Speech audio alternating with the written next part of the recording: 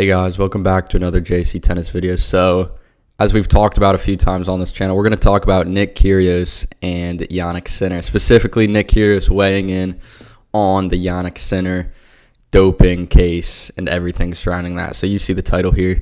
Nick Kyrgios piles back into Jannik Sinner doping saga with furious new doubts.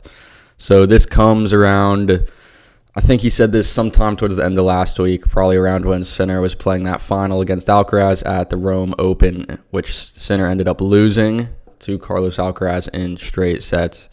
It was good to see Sinner back on the court, but we're going to jump into what Nick Kyrgios had to say. So, again, he's weighing in. I think he said this quote they're going to talk about on the Changeover podcast. So, Kyrgios said, "He's the number one in the world. Do you really believe he's going to hire a physiotherapist who carries a scalpel without a cover in his bag, accidentally cuts himself with it, and then gives him a massage without protection?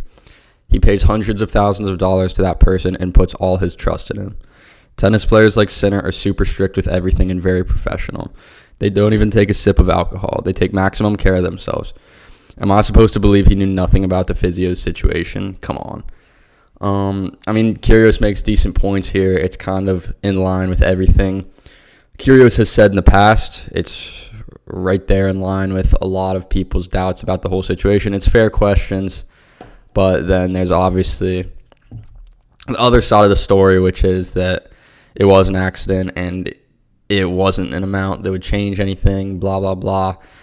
He ended up getting the 3-month suspension, as we all know, and he has now just returned.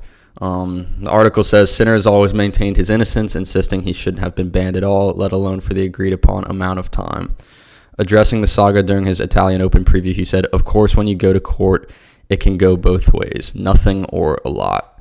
I'm not sure exactly what he means by that, but Sinner, they obviously asked him all about it, and at the Italian Open being his first tournament back this week, and as the world number one in any sport and a controversy would do, they're going to kind of play it off as good as they can and try not to say too much about it. So, the situation at this point, it's run its course. It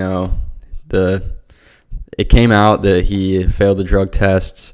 There was months of drama, and then he did finally get the suspension after the appeal and all this other stuff, and now he's back from the suspension. So it's kind of run its course. It seems like it's over with. He's going to have to deal with this for the rest of his career. It kind of just is what it is. So I'm sure as time goes on, we won't be hearing about it as much, but it feels like anytime he'll lose a big match, you'll just hear about it. Or if he wins a big match, you'll hear about it one way or the other. But yeah, I'm sure Kyrgios will never stop talking about it. But yeah, that's really all I have for this one. Just wanted to tell you about what Kyrgios has been saying lately. Also, Kyrgios is playing the French Open for the first time in like 10 years. I don't know how many people knew that, but I wouldn't expect him to do much. But yeah, that's all for this one, guys, and I'll see you next time.